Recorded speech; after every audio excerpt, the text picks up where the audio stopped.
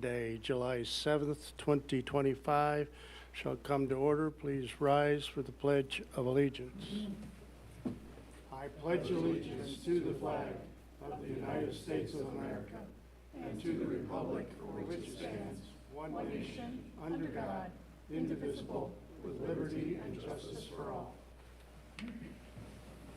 Thank you, Council. We have, in addition to the agenda, you have it on your sheet there. It's a street closing request, Clear Lake Antique and Classic Boat Show, Saturday, July 19th. Therefore, I'll ask for approval of the agenda with that addition. Motion, please. So moved. Second. Moved by Mark, seconded by Beth Ann, that we approve the agenda with the addition. Is there any discussion? All in favor signify by saying aye. Aye. Opposed, same. Motion carries. To the approval of the consent agenda, including the following. A, approval of City Council meeting minutes of June 13th, 2025. That was a workshop. And June 16th, 2025. That was a regular meeting.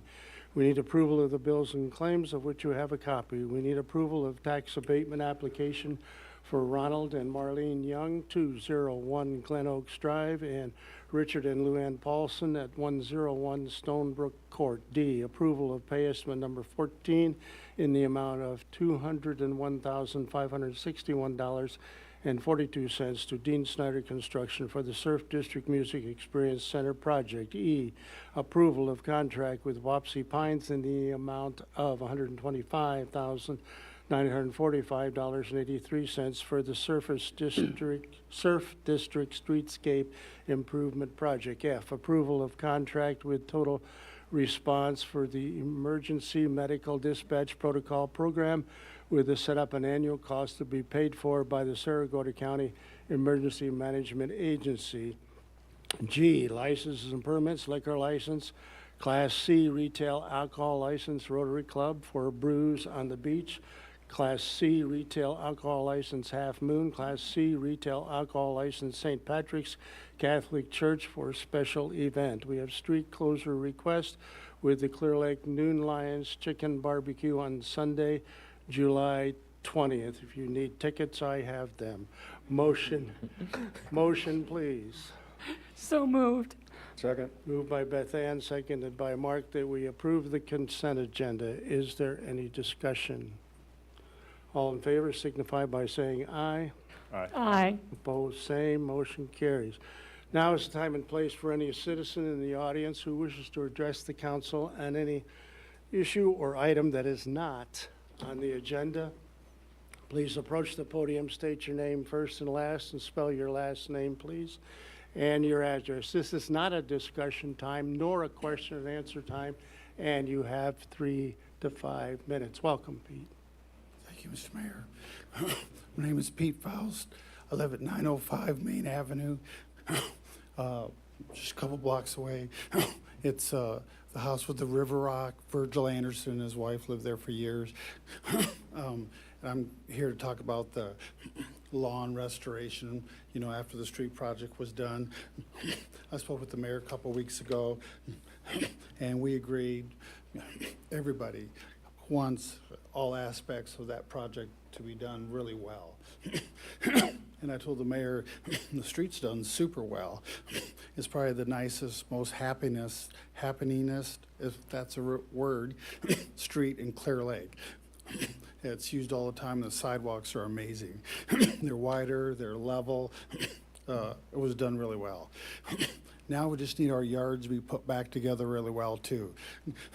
Now I've been halfway blessed because the sidewalk approach to our property, the west side had sod put down. It took really, really well. And so if you drive by there, you'll see that it looks really nice. However, the east side of our sidewalk approach to the alley did not turn out as well. It's pretty bad. So somebody came in, they'd tilled it up, and that didn't work out very well either. But I had the opportunity to talk to Matt Very good. Really appreciate you helping me understand what's going on. Apparently somebody came in to do that lawn work. I don't know what happened with the sod, or half of it. I'm, like I said, blessed because a lot of the sod didn't turn out on a lot of the properties. But everything on the west side of my sidewalk approach turned out really well. So I'm just talking about the other. Somebody came in to do these projects and didn't do a very good job. And I got this letter about how to take care of it and stuff. So I'm kind of at a loss as to what to do. When I read this letter, it's like the city's throwing the property owners under the bus here. And if this fix doesn't work, too bad. Good luck. But after speaking with Matt, nobody was happy with how this turned out. So Matt said there'll be a reevaluation in the fall. When you reevaluate, mark me down as one of the property owners that really keep their lawn looking nice. You can all drive by there after the meeting tonight and you'll see, hey, that is a nice looking lawn. And I agree with everything that Brenda and Ivan said. Their comments were in the paper. So it's kind of discouraging to see how that turned out, or half of my yard turned out. So I hope we can work it out and so that so the whole street looks really nice, when all is said and done. So I appreciated talking to the mayor the other day and Matt today. So that's all I had to say. So what do I go, or Thank you. do I leave if I want to? Your choice. Okay, all right. Thank you. Thank you. Thank you. Thank you, Matt. Number 5, there is no unfinished business to new business. What? Oh, I'm sorry. Welcome, Jim. Jim Matson, I'm commander of Post 4868 in Clear Lake here, and we would like to present this plaque to Jeremy and his team in appreciation for all the work and the thanks for everything they did to help us with our project Well, thank you. for our, Need to thank our guys because they did all. you bet, for the new flagpoles, and Oh, so. Thank you very much. The cemetery, yeah. the cemetery. Thanks.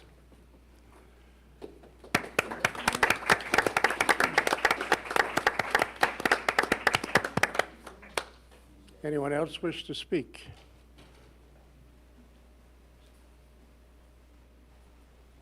None appearing, we move on to new business. Lake Theater, A4 North 4th Street Economic Development Project. Intro, Jacob Woodman, Director of Finance Administrative Services. Welcome, Jacob.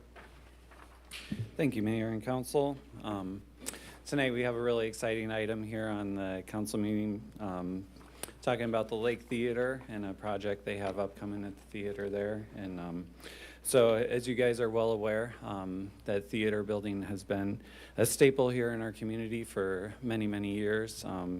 Way back in 1892, it was built down there and operated originally as an opera house, and then was converted over to the theater and has operated as such for a number of years. And so it just has been an entertainment staple here in our downtown district for many, many years.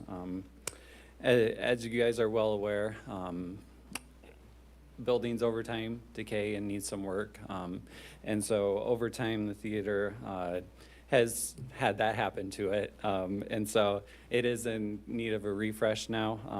Aaron and Aaron Donaldson purchased the theater back in 2016 with the intent of restoring the theater and keeping it here in town for generations to come. So they are embarking on a project to renovate the theater. And so they're looking for some city support for doing that. So what you have before you tonight, I'll let Aaron go through the presentation of what they're exactly looking to do with the theater.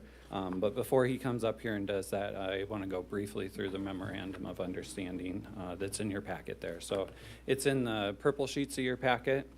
And so the whereas is up above. They're looking to undertake the renovation project of the theater. as a city, we can support that through Chapter 15A of Iowa Code, which is the use of public funds for economic development, and then also 403, which is our urban renewal code. So under those codes, we are looking to support their project. They're looking at an anticipated completion date of June 30th of 2027. We're looking at doing a forgivable loan over a 7-year period of forgiveness. The loan would be dispersed over 3 years in equal installments. And the total of the loan would be up to $600,000. And then that would be the full incentives for the project that the city would be offering, would be the $600,000 forgivable loan. So those are kind of the basic terms of the memorandum. As the project moves forward, later on we would enter into a full development agreement that would lay out these specific terms.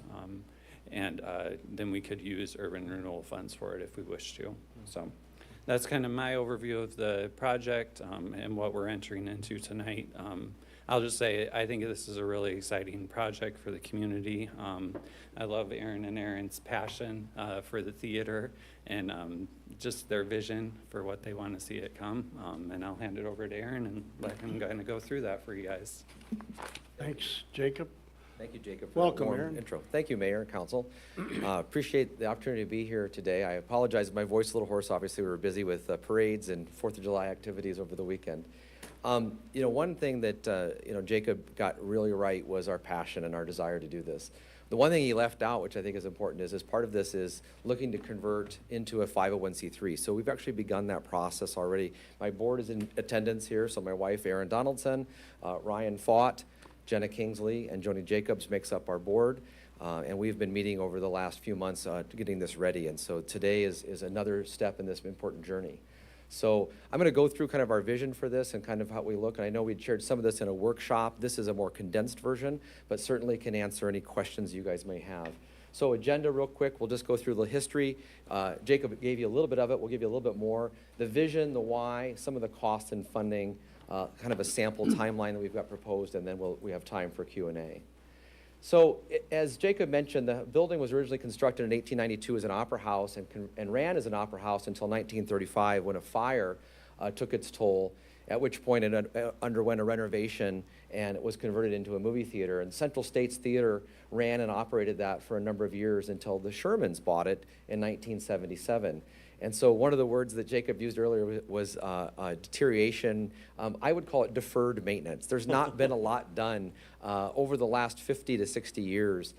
In the last 8 years since or 8.5 years since we've bought it, we've put new boilers in, we've put a new roof in, we've done some repairs on the siding and in the rear of it. We've upgraded some of the concession area items and such, but there's only so much that paint and caulk can do. It needs a little bit more work. And so, as Jacob mentioned, our goal was to be able to preserve it. When the theater came up for sale in April of 2016, I told my wife, if we don't purchase that, it won't be a theater anymore. It will become a warehouse, pawn shop, antique store, apartment, something, but not a theater. And as a child, I had the opportunity to experience that theater from Des Moines. But we would come up and visit Clear Lake every summer, and we always got to experience the theater. We also got to experience the Ritz and the bakery, and those two things were gone. And so I felt that there was something that just called to me. You've got to step in. And so we came to an agreement with the Shermans, and they were happy to sell it to us because of our desire to keep it open as a theater. So we wanted to show a little bit of our vision, and some of the next slides, we won't go through this ad nauseum, all the things we're going to do, but we're going to highlight some of the major ones and then show some vision pictures of what this could look like. So we do have a trademark we call Everything's Better at the Lake, and it's not just our slogan, but it is our belief and our motto. We do want Lake Theater to be the best for this community, as is evidenced by everything we do, from Thursdays on Main to the events that we put on to the kids that we're able to hire and our floats. And I was hoping to be able to hoist a first place trophy from this parade, but we got second. Congrats to the Surf Ballroom. They did a wonderful job with their float with a live band. And so how do we get there? How do we begin this process? So the first is a 501c3 conversion. As I mentioned, that's already in process. Application submitted. But privately owned and operated is just not sustainable. My wife and I have privately funded the theater for the last 8.5 years. We're happy to do that. The problem is that the recollection or the realization creeped into our heads that what happens if something happens to us? Then it's probably not going to be sustainable. The next potential owners probably won't have the same vision and passion and desire to do what we're doing. So by converting to a 501c3, we're able to take advantage of public or private funding, public funding, grants, et cetera. So the remodel is not just a restoration, but it's also going to be an upgrade and some innovations, and you'll see some of that. We also, one of the most important things that's to mention is bringing the stage back. When the theater was converted to digital in 2012, the stage was ripped out and abandoned. We really want to bring that back, and we'll talk about that for a second in a moment, why that's important. And then what's really important is everything needs touched, minus the boilers. Those are only 6 months old, so those are in good shape. We'll make sure we protect those during a renovation.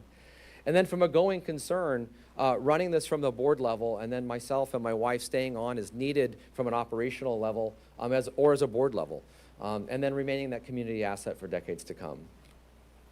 So extent of project, so you'll see an exterior facade renovation to kind of match what's been done with the corner drug, along with the K&B Emporium, and kind of all along that street. Right, we've got the Art Center on one end, we've got the library that's going to be doing another renovations, we've got around the corner Laird Law Firm, what the bank has done with their expansion, updated lobby, concessions, and restrooms, auditorium improvements definitely needed from flooring to the side carpeting, new seating, et cetera, and then restoration of that stage to be able to bring in that those concerts. One of the things we hear often is, can you host a concert? We've got the Surf Ballroom, which was great when you're into the multiple hundreds or thousands of folks, and then we've got places like Taft and Ellie's that are able to do smaller concert venues, but there's not that medium venue, and we hope to fill that role as that medium facility. Upgrading audio and video. And then the balcony currently operates as an apartment now. That will be not restored back to a balcony, but what we call a micro theater. So a second screen is a game changer for us. It allows us to bring in additional films, allows us to keep families in Clear Lake rather than going to Mason City. Because what happens now is mom and dad want to go to the latest Mission Impossible, kids want to see Smurfs. Can't do that in our screen. It's one or the other. So we've got to make a choice every time. So they end up going to Mason City. By having that second screen, we'll be able to do that, split the kids up, and then they can meet in the lobby at the end of that. Heating and cooling improvements, and then some expanded concession options. So the next slides will just some visions of what this could look like, and such as we've gone through this. So this is something that Atura, local architectural firm associated with Dean Snyder, had put together a couple years for us. That's a day shot, that's an evening shot. What's really important here is maintenance of the Opera House, that historical aspect, but then doing some modernization on the lower half, the streetscape, and to be able to make it more efficient and convenient for folks as well. Here you can see some ideas of a lobby. The one on the right is a single screen theater in California that's been restored and using some of their local nostalgia. We would probably pull on some of the same pulling out of Clear Lake in Sarasota County, North Iowa. On the left is just more of a modern but still kind of a historical feel to it. And then on the left is the Franklin Theater. There'll be two photos you'll see today from Franklin Theater, which is right outside Nashville.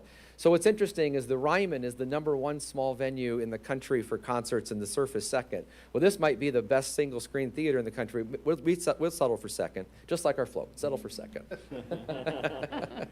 But you can see on the front there in the pictures that I'll show in a minute, they have a stage there with a curtain, and they can do bands and other ensembles up there. Next slide, okay. Yep, so you can see there, they've got the dance floor ready to go. They've got a big band up there.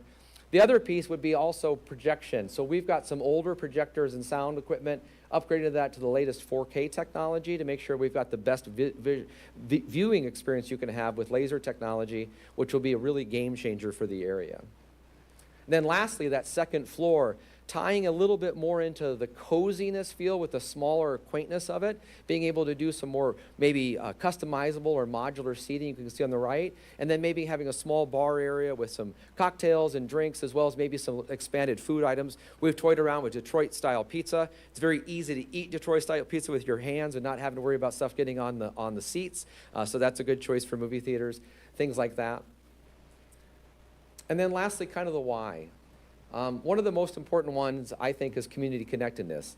I got to work the 1 o'clock on Saturday, and we had about 190 people come through. But watching families coming in, and every single person that came through the door, there was a smile on their face. The kids were excited to see what was on the big screen with the dinosaurs. The folks were happy to get into the air conditioning, get out of the heat a little bit, and enjoy a nice bucket of popcorn and such. But the connectedness, and the greatest thing about a theater is when you sit together, you laugh together, you cry together, you share those moments together, and it connects communities together. Adding obviously to the cultural, education, entertainment fabric of the community, I'm kind of thinking of 4th Street as this entertainment, cultural education district, right? We've got the surf district, which is wonderful, but from the art center to us and the library, we think we have a real opportunity to make 4th Street stand out. Economic impact, for every $1 that's spent on a ticket, there's $12 of additional economic activity in downtowns that's spent. We've talked about the medium-sized concert venue already. And then downtown vitality, right? Movies and concerts and other events bring people down into the downtown area, continue to patronize other businesses, and really take advantage of the wonderful things the rest of the city and other private businesses have done. So some costs to get there. So we had gotten some real serious estimates from Dean Snyder and Natura back in the later part of 2023. And in talking with them, they feel like those costs hold up pretty well. There's been some inflationary pressure in some areas, but a lot of it, there's been also some deflationary for some of those costs. So those numbers they feel comfortable stand. We will be soliciting bids. There's a company called EMAC that just assisted with Webster City's theater. They just had to do a full remodel following a fire, following a remodel they had just did from a restoration perspective. So they've gone through 2 remodels and upgrades in like 8 years. But their project was around $2 million, and they've shown, so EOMAC helped them with them. They'll be providing some bids as well. The audio and video costs, around $480,000. The stage restoration, we have a rough estimate of $125,000. The reason I say that's rough is until we kind of gut that a little bit and see what's left from a bones perspective, what can be reused, we're not sure 100%. And then obviously concession areas, and upgrading that both downstairs and upstairs. And the mechanicals, some new roof stuff on the west roof, some electrical and plumbing allowances brings us to about $2.2 million. And then I've been told to always estimate 10% over for sure. So that's where the $2.4 million that's in your packet that you've seen. Timeline-wise, this isn't set in stone. This really is going to depend on the contributions that we get, not only from public sources, but also private sources. The great thing is I've talked to a number of private businesses in town that not only have said we are behind you, but they're willing to get their checkbooks out as well to help. My wife and I have already made some contributions and will continue to do so.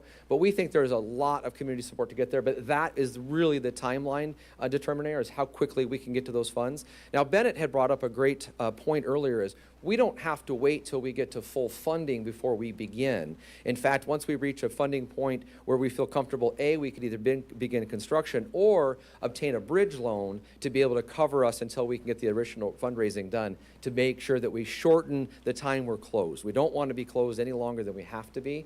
And so what we'd love to see happen is in January, about 4th or 5th, start the sledgehammer swinging. And thinking about Q2 of 26, starting to do some of those main auditorium facades, and then hopefully having that open by this time next year would be ideal. Again, I'm a glass half full or almost perfect, just right guy. So sometimes I'm a little Pollyanna, but we'll see if we can hold that. With the goal of being done by June 30th of 27 for the full project. And then this is just kind of a summary that we've put together. It really talks about what we've already covered, is that platform for entertainment, education, and community, really to contribute to the cultural and richness of the society. And so this is, a little bit of this is stolen from the vision of Clear Lake. Recognize that we've got natural beauty and a vibrant downtown, and so the importance of adding to this and creating a strong public environment is really important.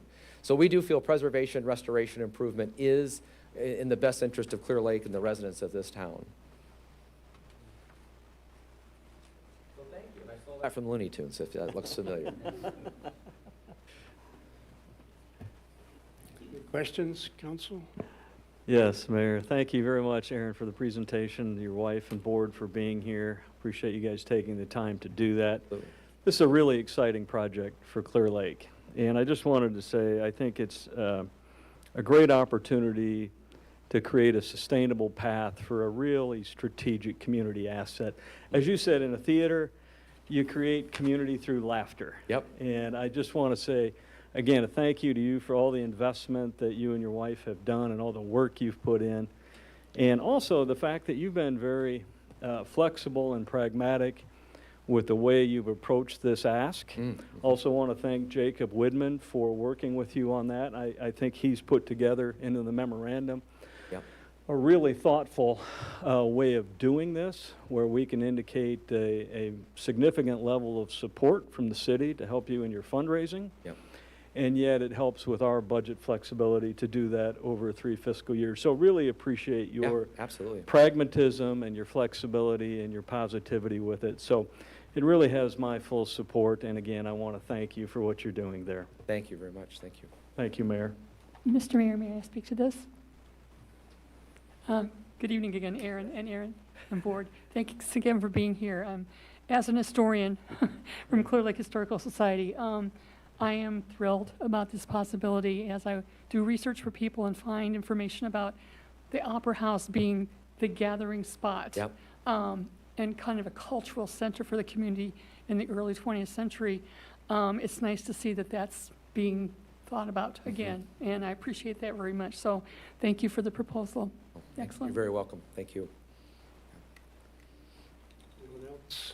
I do think that what our little competitiveness here is with other smaller theaters in the area, right? I know a number of people go to Garner or Forest City, Lake Mills. I Yep. don't know, is that still going? Osage and yeah. Osage. Northwood even has 2 screens. Yeah, so everybody seems to be Yeah, in this process of Yep. renewing the old. absolutely. And that's neat, yeah. I appreciate your organization here. Well, thank you very much. Done very well. Oh, thank you very much. Appreciate that. Thank you. Therefore, council entertain a motion to approve the memorandum of understanding with the Lake Theater. Motion, please. So moved. Second.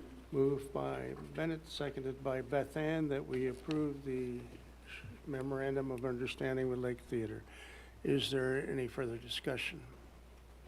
All in favor signify by saying aye. Aye. Opposed, same. Motion carries 4-0. Thank you. 6B, ITC Midwest Electric Transmission Franchise Renewal Introduction. Mr. Widman, welcome again. Jacob? Thank you, Mayor and Council again. I'll keep my introduction here pretty brief on this one. I think we went through it in pretty good depth when we set the hearing here, but this is the transmission franchise agreement with ITC Midwest for the electric transmission lines that they have here in our community of Clear Lake. They purchased those from Alliant a number of years ago and now operate them on there as a standalone company. And so this will be the first time doing a specific franchise agreement with them, but they do kind of do right along on the coattails of Alliance that we did last year. Just looking at the agreement a little bit, it's in your council packet there in the blue sheets. It is a 15-year agreement with them. It allows them to have those electric transmission lines here in town. And they have to do the maintenance of them. It allows them to do the vegetation management under section number 6 there. Under section number 8, it talks about it's not an exclusive agreement, so we can allow other ones to come into town too if we wanted to. But it'll be them and Alliant. And like I said, the term of the agreement is 15 years. They did ask for a little bit longer of an agreement, but this aligns with what we've done in the past and what we did with Alliant. So unless you guys have any other questions on it, there's no money involved on the city side. It's just us allowing them to continue to have their lines here in town. Questions for Jacob, council? Thank you. Now is the time and place for a open public hearing with regard to the ITC Midwest Electric Transmission Franchise Renewal. If there's anyone in the audience that wishes to address that issue, please approach the podium, state your name first and last, give your address so the clerk can properly enter it in the minutes. None appearing, I'll entertain a motion to close the public hearing. Motion, please. Second. Moved by Creighton, seconded by Mark, that we close the public hearing with regard to the ITC Midwest Electric Transmission Franchise Renewal. Is there any discussion? All in favor signify by saying aye. Aye. Opposed? Motion carries. And now I'll entertain a motion to approve ordinance number 891, an ordinance granting ITC Midwest Electric Transmission Franchise Agreement on the first of 3 readings. Motion, please. So moved. Second. Moved by Beth Ann, seconded by Creighton, that we approve ordinance number 891 on the first reading. Is there any discussion? Roll call. Mark? Yes. Creighton? Yes. Beth Ann? Yes. And Bennett? Yes. Motion carries 4-0. Ordinance 891 is approved on the first reading. Thank you. We'll go to C, 4th Avenue South Corridor Raise Project. Intro, Mr. Widman again. Welcome again, Jake. Thank you again, Mayor and Council. The last item I get to speak to here tonight is the 4th Avenue Corridor Raise Project that we have going on. So as you guys are aware, back in 2023, we received a planning grant from the US DOT through their Raise Grant program to do a study in engineering on that 4th Avenue corridor. We engaged with SEH Engineering out of Mason City, and they brought along RDG Engineering to do some of the design concepts along with them in that engagement as well. So they've been working through the process. The initial project is seeking to include community engagement, environmental review, a corridor traffic study to come up with a final design on that corridor. And the ultimate goal of it all basically is to, from that I-35, just east of that I-35 interchange all the way to City Beach, is to create a safe environment where not just cars and truck traffic, but pedestrians, bicycles, everybody can travel that corridor safely. And so tonight they're just looking to present some of the preliminary concepts that they came up with, and kind of get council's feedback, have it out in the community to get feedback from community members as they continue to move forward through the process. As far as schedule goes, we're looking to try to have final plans in this planning phase wrapped up by the end of November. Because likely to be able to move forward with the project, we would want to receive federal funding for that through the federal build grant. And those applications, I believe, are available towards the end of December and then due in January. And I think Becky and maybe Pat will go through those as they do their presentation. So with that, there's a resolution in your council packet just providing support for the initial concepts. And I will say it has been a long process here. There's been a lot of input throughout the process. We have a committee, a couple council members are on that committee, some individuals from within the community. And then we've also met with businesses along that corridor initially, just to get some initial feedback on, we're doing this, what are some things you'd like to see? And then these concepts that are being presented tonight, we've met with all the businesses along that corridor the first week of May and presented these concepts to them and received additional feedback from them at that time too. So a lot's been done to this phase, a lot of input, and just continuing that input and continuing the process along. So without any further ado, unless you guys have any questions, I'll let Becky come up and Pat and do their portion of the presentation. Thank you. Yep. Great introduction. Appreciate that. Review of proposed project. Becky Schwab, professional engineer, SEH Incorporated. Welcome, Becky.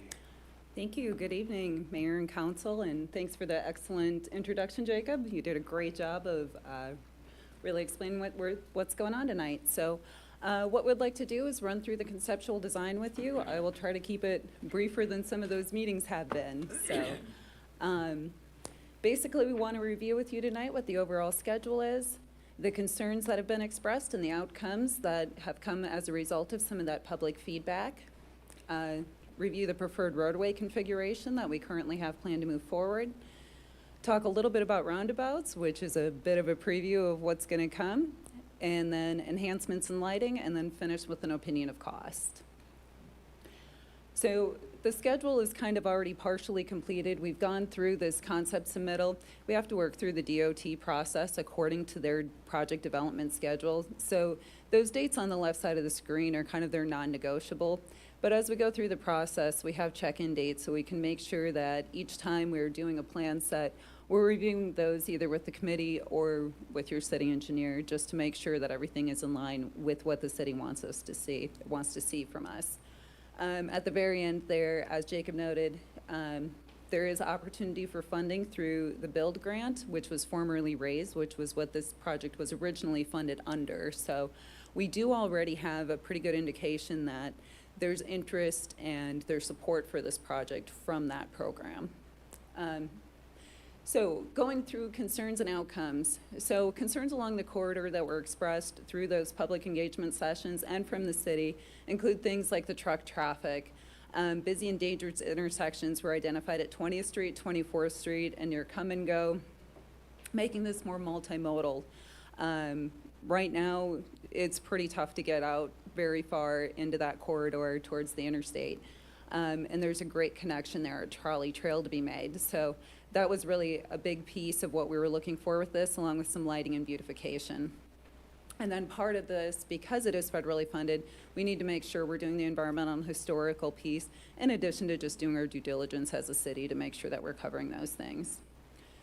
So based on our studies, I'm not going to go through kind of all of those because they take a long time to discuss, but the outcomes were that a 4 to 3 lane conversion would be feasible. There's really no reason to add any additional traffic lights, but that there's an option for adding something like roundabouts, which can add safety factor to this, and it also gives us a little bit of an opportunity for some of that beautification, and I'll talk more about those later. Off-street bike trails were ultimately preferable. At some point, there was a discussion of putting those on the street, but it was felt that it was going to be far safer to get those off of the roadway, especially with the amount of truck traffic. Continuous lighting, and then some discussion about the new themes. And one of the great things on this project was there was not a significant finding for historical or environmental issues that we need to avoid.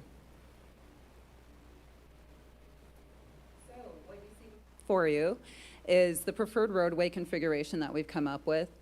Essentially, we're not really touching much to the west side of 8th. The only thing we're really doing in that area is trying to make sure that the sidewalk is accessible going down to the lake, and then we're adding a trail on the south side of the street. But the first big change you see is right there at 8th Street. So currently that intersection is pretty big and wide, and it's a 4-way stop. And sometimes it's busy and sometimes it's not, but it's quite a stretch for pedestrians to get across there, and the 4-way stop can be a bit cumbersome. So we've recommended putting a roundabout here. We'll talk a little bit more about enhancements with that, but also you can see that that bike trail on the south side of the road is now switching to the north side, but the sidewalk will continue to the east.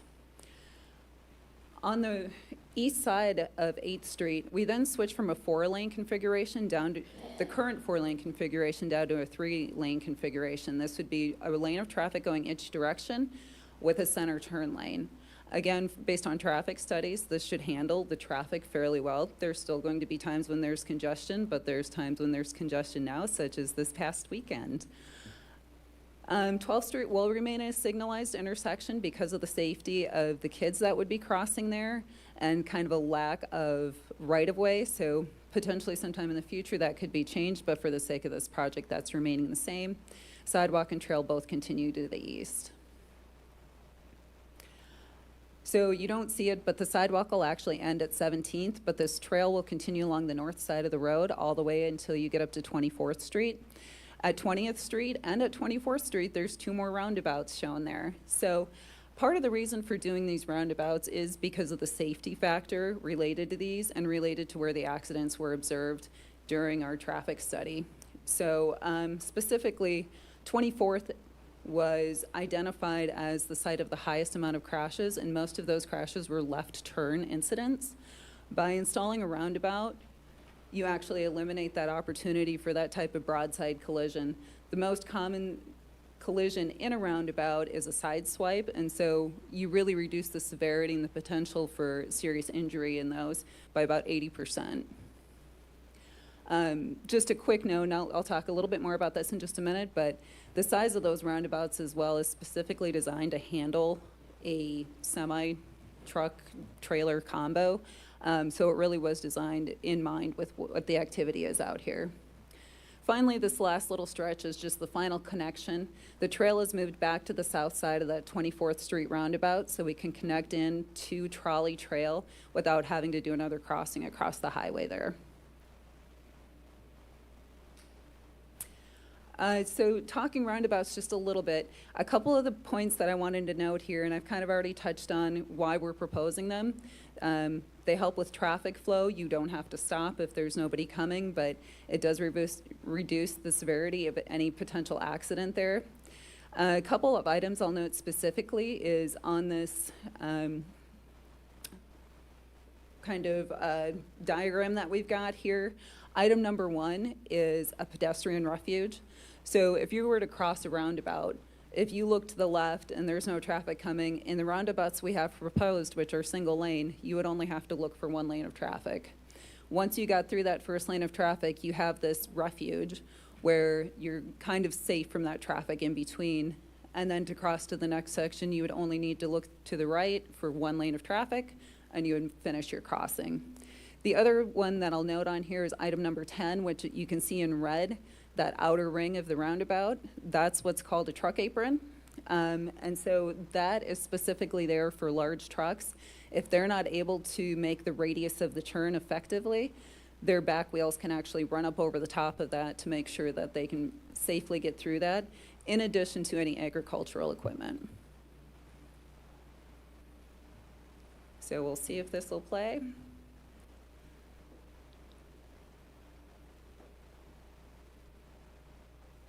So to be fair, I did borrow this video from the DOT, Florida DOT, but basically what's shown here is a truck navigating a single lane roundabout. So what you can see on the screen right now is just some cars going through here, but this would be the same configuration that we're proposing, is just basically a single lane each way through it. And they do show the raised medians as well as the refuge for pedestrians. So in just a moment, they'll show a large truck coming through this. And actually, that truck's going to make it pretty easily through it without having to go up. But this next one here, you'll see as that trailer kind of goes around, it has the opportunity to run up on that truck apron if it needs to. These are also designed to make sure to accommodate any emergency equipment. A truck pulling a boat trailer, for example, would also fit through any of the roundabouts that we have proposed here. So you can just kind of see how that operates going through.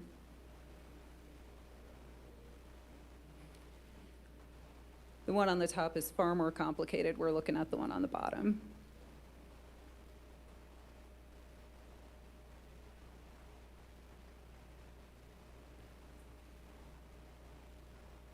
And if we can skip through the rest of that, we can keep going. Thank you.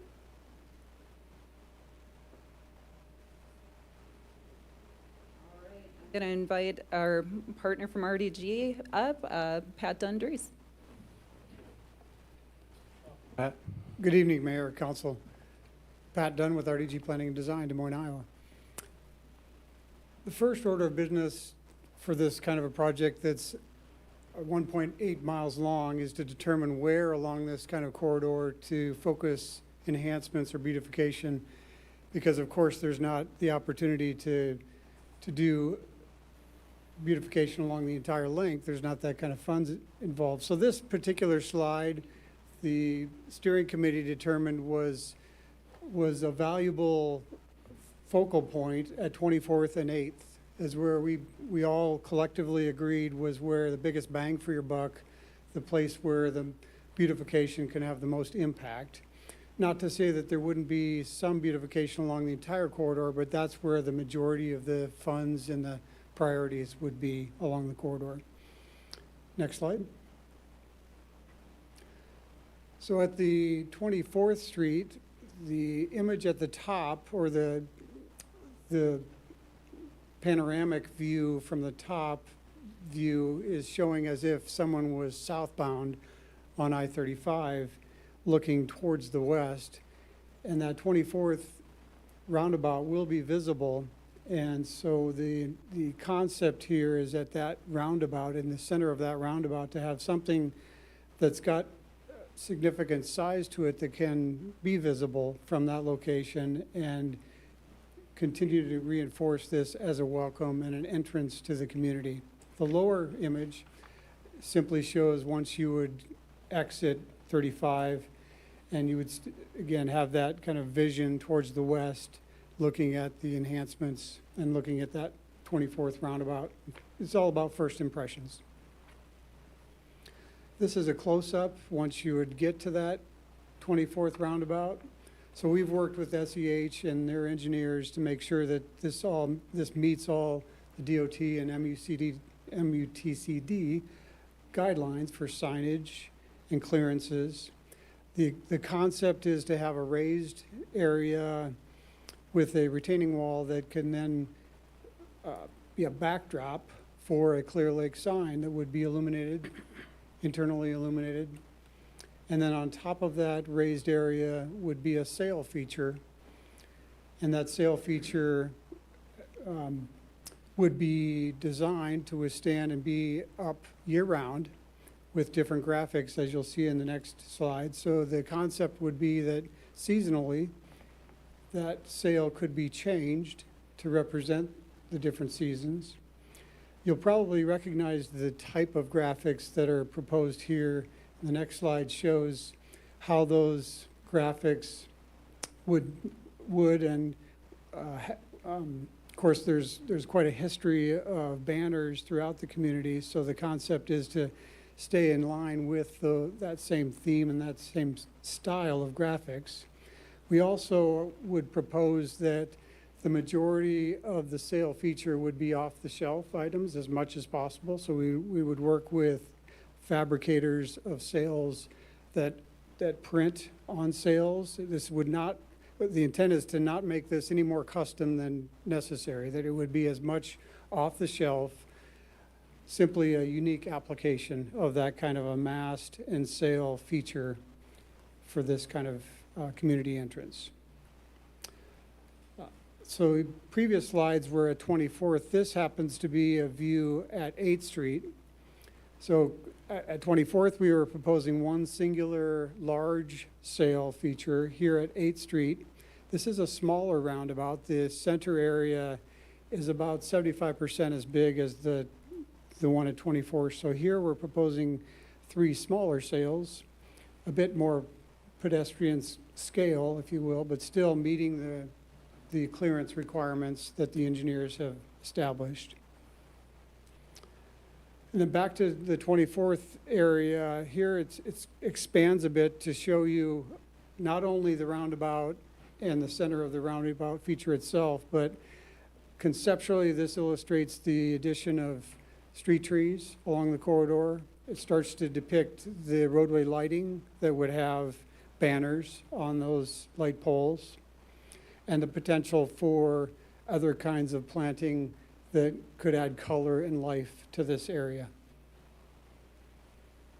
We would work with the city staff to make sure that the tree species and all the plant material is tried and true and low maintenance with high impact. I'll turn it back to Becky for cost. Thanks, Pat. Just kind of our wrap up here. Thought I could stick Pat with the cost, I guess not. So total project cost, at this point we have a 20% contingency included because we're in the conceptual stage and there's a lot of design work left to be done before we can really nail these costs down. So we're estimating 12 to 13 million with everything included. Again, as previously discussed, you could again look at applying for a build grant. That would be a federal grant, and the construction grant for that covers up to 80% of cost. The planning grant covered up to 100%, fortunately, but So 80% of that could be covered by a build grant, but there's other funding options available as well that we could take a look at. For example, with that off-street trail, we could look at a transportation alternative program grant or something along those lines. And we do have grant writers on our team to kind of help review if there may be some other opportunities that we can bring forward. But certainly this would be an opportunity to get quite a large chunk of that funded. I'm happy to go through any other details on this, but I've kind of wanted to start with kind of a big number there and big picture number, and we can work back from there. This is actually the end of our presentation tonight, so if there's any questions, I'd be happy to answer, or I'm sure Pat would be as well. Projected completion date? So our work on the design side of things would be completed in late October of this year, in time to apply for grant funding going into 2026. The construction itself would be really dependent on when you had the funding available or when the city wanted to move forward with that. If you applied for grant funding through the build grant in January of 2026, I wouldn't anticipate that you would be able to start construction until the following year. So you would be looking at construction likely in the summer of 2027. And there would, again, because of the type of traffic out there, you would likely need to look at some phasing. The planning grant is what you folks are talking to us about right now. What we're looking for tonight is basically an approval of the concept to be able to move forward. At concept stage, we have a lot of ability to kind of move things around without adding a lot of cost to the project. So we just want to make sure that we have some buy-in, and, you know, especially with the types of changes we're proposing, they're pretty big. And so we have gone through the process of reviewing with several groups and getting feedback, but we want to make sure that we have support from the council to move forward with the design as we have shown it tonight. And your present work has been covered by the $300,000 federal grant? Correct, yes. Okay. The raised grant? Yes, Of correct. which we were one of three, and now we're the only one, is that What- right? One of two, I believe. One of two? Yes, so, In the state of Iowa? correct. That's great. Questions, council? Yes, thank you, Mayor. Thank you, Becky, for the presentation. One question that comes to my mind right away is, if we approve this tonight as a concept, and then down the road say we want to reduce the roundabouts from 3 to 2, can we do that, or how does that work? Can we make changes in that way? So there's always an opportunity to make changes. Kind of what I was saying before is it's most cost-effective to make those changes early on in the process. Taking a roundabout out is actually much easier than putting one in. So going from basically that type of larger intersection back to a more simple one wouldn't be as difficult to do as if we went the other direction. Oh, I see what you mean. Right, right. And thank you for the video. That was helpful. Absolutely. I'm glad it worked. Mr. Mayor, may I Yes. speak? Thanks again for coming and expanding some more on the information for us on this. When you were talking about showing the video was helpful with the trucks and everything and the apron and how that will help, because that is still our industrial park area. And so we know that there are a lot of businesses out there that will be dealing with that. A concern I have that's a little bit different goes towards 8th Street. You said that's not going to be quite as extensive in terms of some of those safety features. We have a lot of people getting off the interstate, going towards 8th Street with campers and boat trailers, and do we need to have more space there in that roundabout to deal with all of that? So I should clarify, the same safety features are still there. Okay. We still would have a truck apron on 8th Street as well. Okay. So all of the same things are there, but that 8th Street roundabout is smaller. You can still get a tractor trailer through there. You can still get agricultural equipment. You can still get, probably the biggest user of that is going to be trucks with boats. Right. But all of those will still fit. Excellent. So we're just looking at that dome in the center being a smaller. Yep, the space available to do something creative and interesting with it just got a lot smaller because we need more room for pavement. Okay. Okay, very good. Thank you. No problem. Any other comments, questions, council? Thank you very much for Thank your you. great presentation. Becky and Pat both. All right, council, therefore entertain a motion to approve Resolution 2522, a resolution approving the concept for the 4th Avenue South Corridor Raise Project in the city of Clear Lake, Iowa. Motion, please. So moved. Second. Moved by Mark, seconded by Creighton. We approve Resolution 2522. Is there any discussion? Roll call. Beth Ann, Yes. Bennett, Yes. Mark, and Creighton. Yes. Motion carries 4-0. Resolution 2522 is duly adopted. Thank you. Chief of Police report, review of police records administrative assistant, updated position, description change from part-time to full-time. Welcome, Chief. Evening, Mayor and Council. Welcome, Steve, to your first Clear Lake City Council meeting. The topic of conversation there is our records assistant, or our records clerk, and then administrative assistant, which is currently filled by Laura Batchelor. She's a part-time employee. Had some conversations with Jacob, and over the last 6 to 9 months, Laura's responsibilities have grown, and she's assisted the Public Works Department with some of their records keeping and clerical tasks. And so as we looked at her job description and her tasks there, we have identified a need for the city to increase her hours from about 26, 28 a week to about 34 a week, and which then puts her into a full-time status. And so the item on the agenda there is to change the job description, which had part-time in it, to a full-time. And then we added the records clerk dash administrative assistant because some of the tasks in there are more in the realm of administrative assistant to the chief of police, and also even like Jeremy over at Public Works, and helps out. We also add some tasks to her to fill some of those hours to help out with Mike Ritter on some of his tasks and document some of the actions he takes with some of the junk nuisance stuff that he deals with that's not handled by the police department on the CSO position too. So the job description in your packets there is pretty much identical to what the current part-time one is, other than replace the part-time with full-time, added the administrative assistant to the side. And I'll just note, if you look at the essential functions, about the 6th or 7th one down is where we have the administrative tasks. That adds that part of the job description there too. There is no pay increase, just the hours. And then some of the added hours would be covered by taking money during our amendment process out of the part-time budget and putting it into the full-time budget too. So it really is minimal impact on our fiscal health at the end of the year, or the fiscal year moving forward. Any questions? That's a very quick summary of the changes there too, but I vetted through it, Jacob vetted through it. I think we're both in favor of it. Do we need a motion on that, Jacob? We do. All Okay. the other job descriptions have been approved by council, so this would need to be as well. Entertain a motion, council, to update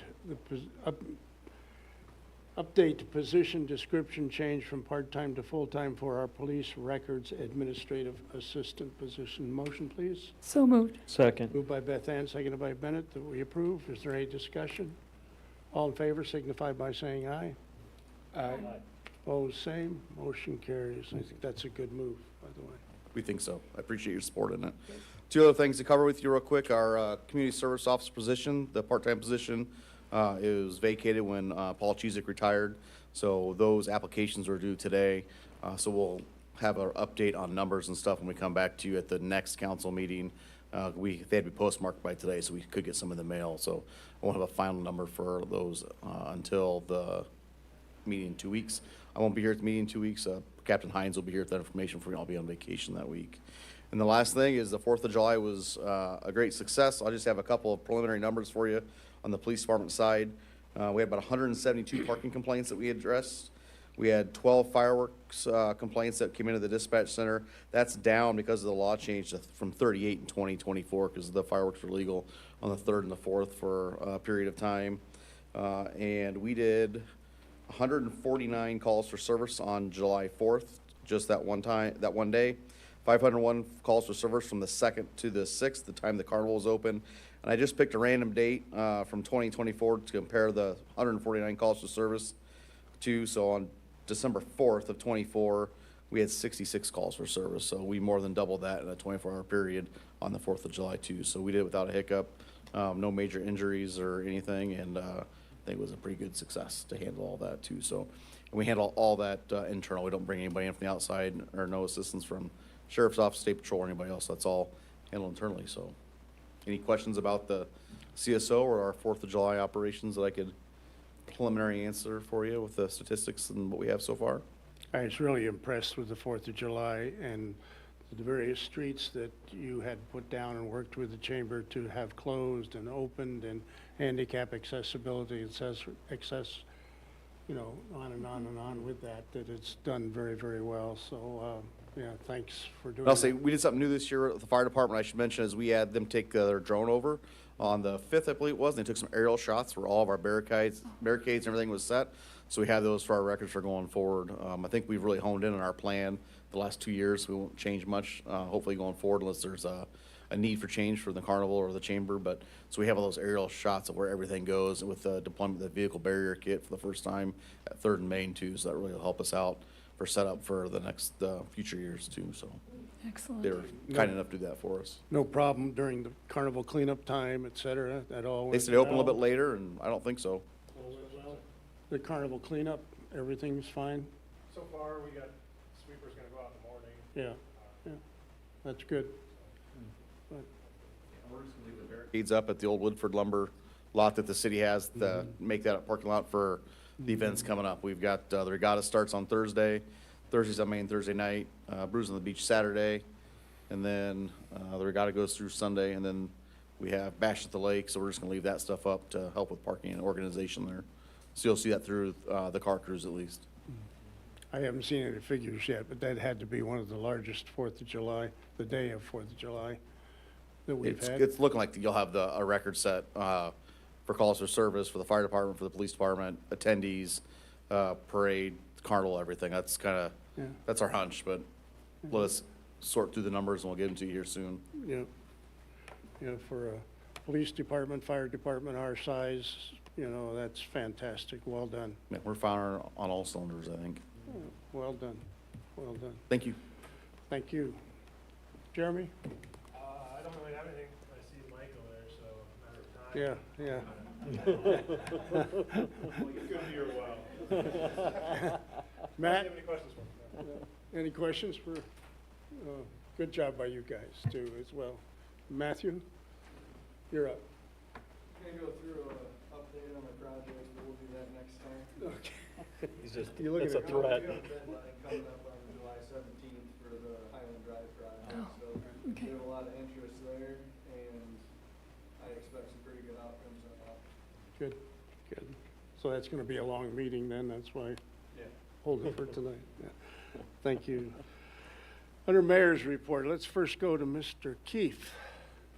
I knew you were waiting for this, Mayor. I could He just was tell. blowing that horn all through that Eric parade. Gosel, thank you. Everybody should know that the mayor was around when they opened up the Opera House, so just wanted to let you know that. Anyway, I was right behind him, yeah. I was a little guy right behind him, you know. Strike far- one. Thanks. The mayor was in front of us during the 4th of July parade. I got some guys that are gonna come in too, because the mayor has something else he's gonna do later on, but appreciate being in the parade. We kind of made a switch for that next year. Well, we're gonna be a little closer to the front. We'll close the gap up a little bit. But as far as calls for the fire department, for June, it was 130 calls. We had, in May, we had 117. Well, we are at about 700 calls at the end of June. We had, in 7 days so far in July, we had 47 calls. That's a lot of calls. So it's been a busy time for us. 4th of July was really busy. I do want to say thanks to the chief. He and I worked on a little plan, and that maybe we can increase, talking to Mr. Sorensen, maybe we can increase this fireworks problem, decrease that a little bit, but it was a great opportunity there. Obviously, in June, our biggest call, one of our calls was the recovery of the fishermen on the lake. It showed an opportunity that we were able to use a lot of our equipment for that, some very sophisticated electronic equipment. Along with Ventura, we were able to, that could have been a long process if it wouldn't have been for some electronic stuff that we have on our boat and Ventura has, from sonar to some other stuff. We were able to use our underwater drone, which really worked out well. Matter of fact, I can tell you that once the the gentleman was found down there. It was about 15 minutes. Our drone was in the water for 15 minutes and was able to recover him and bring him to the surface, which was pretty incredible. If it wouldn't have been for some of the stuff, we'd have still been out there because there was a large area to search. But they got it done real well, and the guys did a tremendous job on the lake itself as far as using the boat and using the drone, so it worked out real well.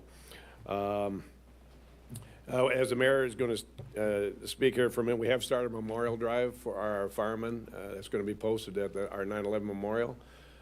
We have started that fundraising drive. We've already had some results of that. If you don't know and don't remember, it's going to be a bronze statue. We'll be sitting on the corner of our memorial in 2027. It'll be placed there on the 9/11 ceremony at that day. A company that did the memorial for Buddy Holly is the same company doing ours. If you want to look at something they've done, you can take and look at what they did for Buddy Holly, but they also put 3 statues at the Purple Heart Memorial in San Antonio, Texas, and they showed us the pictures of that the day they were here to take pictures. It's pretty incredible, the 3 military people they put together down there. It's just amazing what they can do. They came here and they have a very unique camera they use for our model for that particular statue is going to be a Clear Lake firefighter. So we've got that all done. They've done all that, and we will be going to St. Cloud to watch the progress of that particular memorial. Again, we're going to put it out there. If you're going to give a memorial to the fire department, it goes to the Clear Lake Firefighters Association. It does. Please don't make out your checks to the Clear Lake Fire Department, because then I got to get them to Jennifer, and that's not really good. You know, we want the checks coming to us, you know. So make sure it's to the Clear Lake Firefighters Association. We've already received some, and we're working on it. As you know, we have an anonymous gift for that memorial, a large anonymous gift, and it's going to be a really pretty cool event for us. If the mayor thought he was in a parade, we hope to have 220 fire trucks here at that same time to set a world's record in fire trucks in a parade. We are going to make that happen. I'm convinced that our chairman of the fire truck committee is here tonight, so I'm putting a lot of pressure on him, but we are going to have that. We are going to set that world's record for that. I guess that's about anything else. Have you got we have conducted interviews to fill our vacant spots on our volunteer fire department, so that has been done, and we'll be looking at doing that, and I think that's about all. I would like to read this. May I? Okay. I've had some guys in the back that are here today too. Go ahead. All right, hold on. I'm going to read the whole thing, whether you can stay awake here or not. Good luck, but here we go. This is a resolution of the City Council of the City of Clear Lake, Iowa, in support of the Clear Lake Fire Association fundraising campaign for a 9/11 memorial statue. Whereas the events of September 11, 2001 had a profound and lasting impact on the United States, claiming lives of nearly 3,000 innocent people, including 343 firefighters, 60 law enforcement officers who made the ultimate sacrifice while responding to the attacks. And whereas the Clear Lake Fire Association has launched a fundraising campaign to create permanent 9/11 memorial statue at the Clear Lake Fire Station to honor the memory of those lost to and pay tribute to the courage and selflessness of first responders. And whereas the statue will depict a firefighter seated on a bench, gazing solemnly at a piece of steel recovered from the North Tower of the World Trade Center, a poignant and powerful symbol of sacrifice, reflection, and resilience. And whereas this memorial will provide a place for the community and visitors to remember the victims, reflect on the events of that day, and recognize the strength and unity that emerged in the aftermath. Whereas the unveiling of the 9/11 memorial statue is scheduled to take place on September 11, 2026, commemorating the 25th anniversary of the attacks.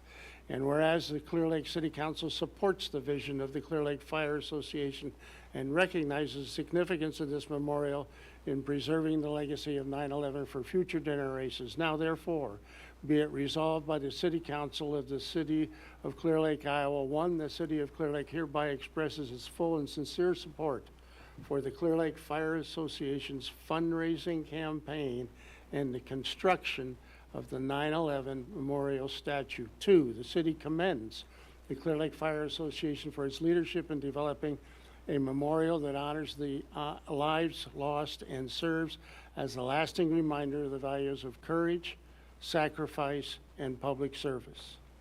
The city pledges its cooperation and assistance in planning and coordination of the unveiling ceremony on September 11th, 2026. Write that down.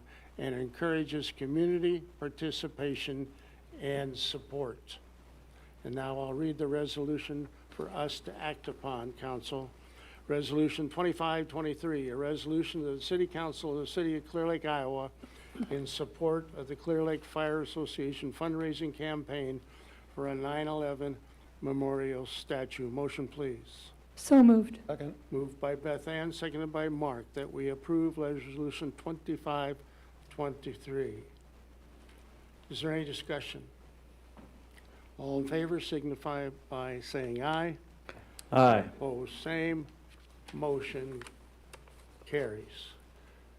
Anxious to look forward to September 11th, 2026. I thank from the fire department, the guys here, we want to thank you very much for that, Mayor, and we look forward to having that done in next year, so thank you very much. Thank you. Thank you. Stacy is not here, but I saw her earlier, or late part of this afternoon. And, you know, a very, very successful 4th of July. Was it 5 days, 6 days? 5 days, I guess it was. That 4th of July, just as Chief said, just packed with people. And that's what it's all about. And certainly the Chamber deserves a lot of credit. And as I understand today, received a nice contribution for their new building from the Carnival, Mr. Tom Evans. And that's in addition to what their normal percentage is from the Carnival activities that went on this week. So very, very, very successful 4th of July celebration here in Clear Lake. At this point, it's my great opportunity to introduce to you our new city administrator who is with us tonight, Mr. Steve Deers. Welcome aboard, Steve. Thank you. Thank you very much. Not much to report on tonight. Just want to say it's my first day in, and we're closed in on the end of that. And it's been a good one. It's been a busy one, and I can use the phone and I can log into my computer. So among other things. So just looking forward to getting settled in here. Appreciate the confidence by the mayor and council, and everybody's been very great, very supportive early on in here, and the parade, a lot of tough competition on judging. You guys were a solid second, maybe first. It was awesome. It was tough. It was tough. But no, just thank you, and I look forward to getting started and getting in here and getting into the community. So thank you. Appreciate your being here, really do. Do you have anything, Jacob? And your last say is, okay, I shouldn't say last say, that sounds. We welcome them back to the table. Yeah, there you go. There you go. And Jacob and Jennifer and everybody have been fantastic, so I really appreciate their assistance. Yeah, wonderful, wonderful.